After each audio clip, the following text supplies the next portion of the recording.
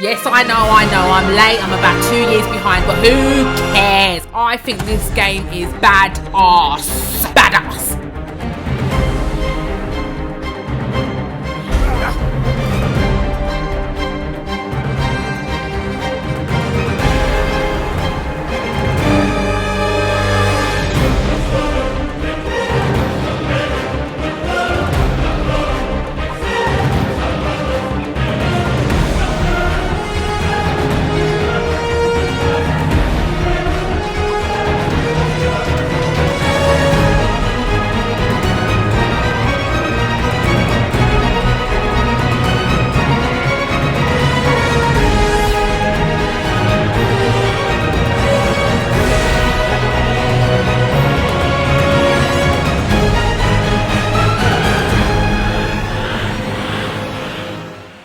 Let's play.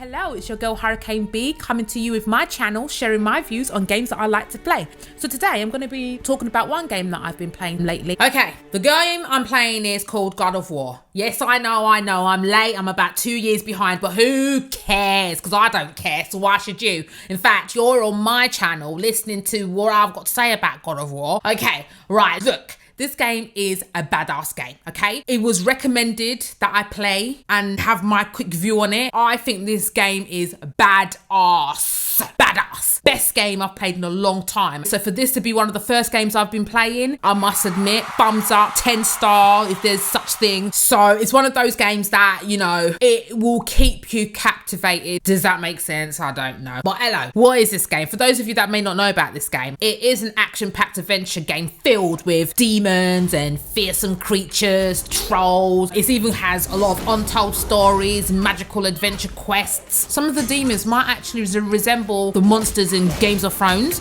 At first I thought, oh, is this where Games of Thrones got their idea from? Because a lot of the demons look like a lot of those Ice Walkers. There's quite a lot of puzzles in this game. There's strong narratives between a father and a son and hidden artifacts. Now those artifacts, try not to ignore them, okay? Because those artifacts can tell you a lot of the untold stories that you probably will be questioning throughout the game. And if you want to upgrade your weapons, yeah, those artifacts are killer. Don't forget that. But with this particular game, yeah, this adventure game is the 8th installment of the God of War series, which was released in PlayStation 2018. Yeah, I said it. 2018. Yeah, it was a long time ago, but I don't care. So don't try and tell me about myself. I'm telling you, I don't care. I know it was that long ago. But although it is the sequel to God of War 3, this game is rooted in the Norse mythology, not like the Greek mythology in previous installments. So think of it like this. It's back in the Odin days and the Thor days. Who knows, we might even get to meet Thor in this game. Haven't been that far ahead yet to know if Thor exists in this game, but just think of it as back in those days, all right? The game is mainly set in ancient Norway, the realm of Midgard. At first I was going to say I don't know what that means and I don't really care what that means, but Midgard does remind me of Midgard where Thor came from. I think that's the one. Or am I thinking of something else? Leave your comments down below and just tell me if I'm just chatting shit, because I think I am chatting shit. But I'm sure Midgard is where Thor's from, or where he came from, or I don't know, some planet that he's been trying to protect, but it's not about Thor, okay? But there are two main protagonists in this game. There is the father Kratos, who is the former Greek god of War, and remains the only playable character. And there is also his son. I don't know how to say his name, so forgive me if I say it wrong. Atreus.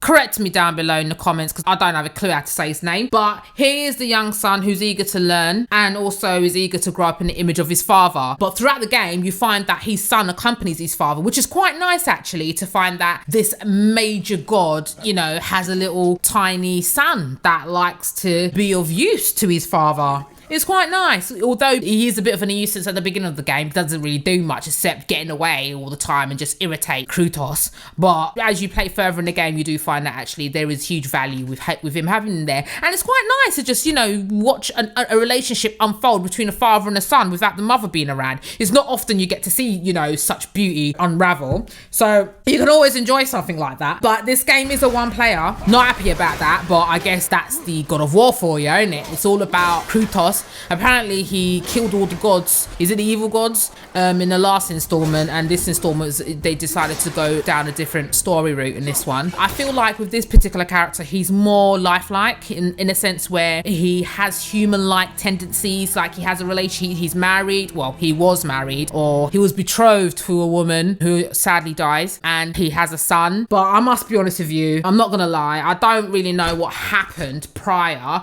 to this game being released, so all I can actually tell you is about my experience with this game. But let's start from the beginning, all right? It does start off a bit slow, okay? I must admit, I lost the will to live at the beginning of the game. But you know what? Because I haven't played any of the installments, it was still relevant for that long story mode to play out. Because I needed to know what was going on and why I was heading on to various different quests. It does start off quite ominous in this game, and it has more of a subdued opening. The music, oh wow, the music is amazing.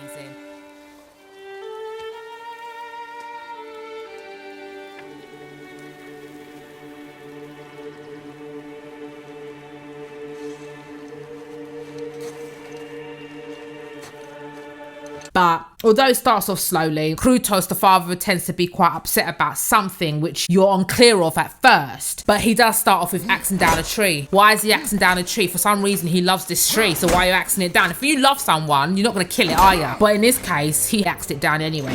Throughout the beginning of the story, it's about 10 minutes of story play. You basically watch a story unfold between Kratos and his family, and you find that Kratos has lost his wife. You don't actually know why she's died or how she's died, but himself and his son have gone back home to cremate his wife. It's all pretty sad, but it's all pretty relevant for what is to unfold. There might be some connection with the previous installment as to why he's the way he is now. In fact, I like to think there probably is a connection there. Correct me if I'm wrong in the comments down below. The controls are actually very, very simple in the game. It's quick to learn and there's basic attack flows. So it doesn't really take much to knock down any villain. It's very responsive. There's no lagging. I don't have to complete 2 or 3 combos in order to achieve a hit. And you do find that in this game, there's only one camera angle, which is fantabulous apparently, but you don't realize when it hits play mode. But it's only when nothing happens for like the next 3 seconds you're like, oh, it's time to play.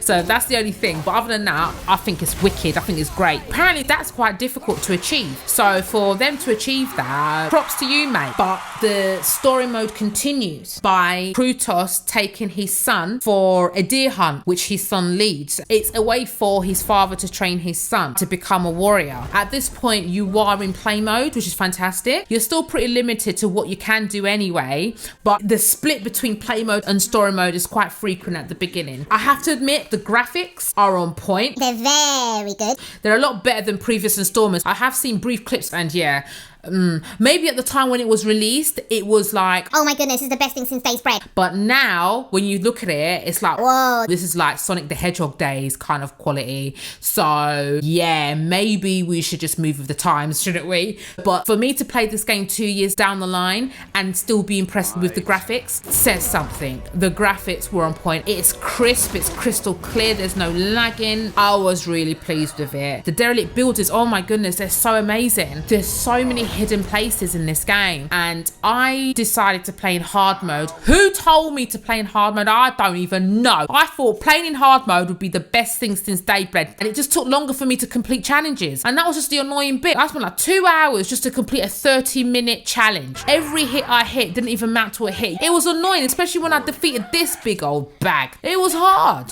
The music is outstanding. Woo!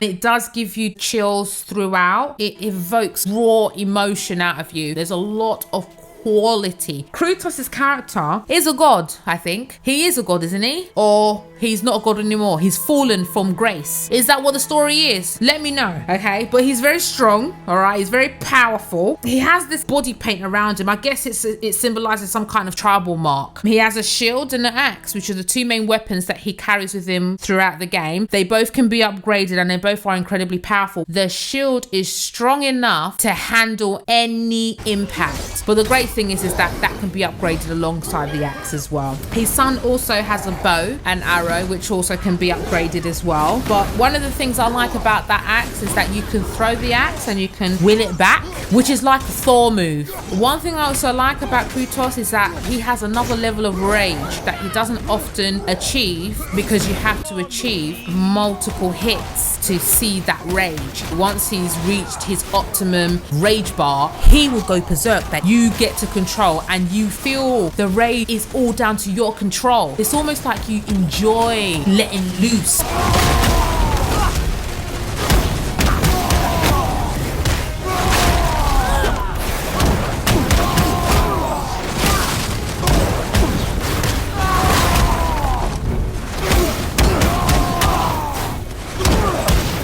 So, moving on to the plot of the game. Pretty simple. Get Atreus to the top of the mountain, because Kratos believes that's where his son will be safest, to spread his mother's ashes, because apparently there's an elite number of villains who are after Kratos, and he believes his son will be safest at the top of the mountain. So that's basically your challenge. Get him to the top of that mountain. The game is very bloody, it's very gory. Just remember, if you're playing this game, it's not for the faint-hearted. You will notice a lot of blood, a lot of gore, and it's very detailed. You can't escape it. Right, I think I've said enough now, so I'm just gonna leave it here. This is your girl, Hurricane B. Thank you very much for watching my video. Please like and subscribe, and just leave your comments down below letting me know what your thoughts are. I'd hope that you, of everyone I faced, would finally make me feel something, but you can't.